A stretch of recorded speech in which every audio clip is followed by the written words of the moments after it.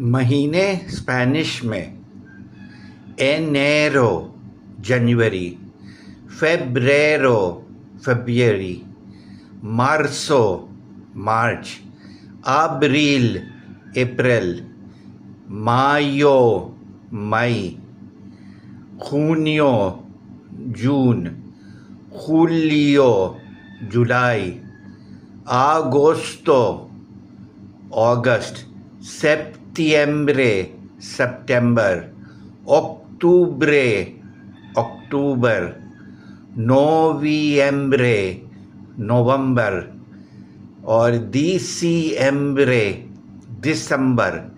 एक दफ़ा फिर, enero, febrero, marzo, abril, mayo, junio, julio, agosto, septiembre, octubre, नोविembre और दिसंबर।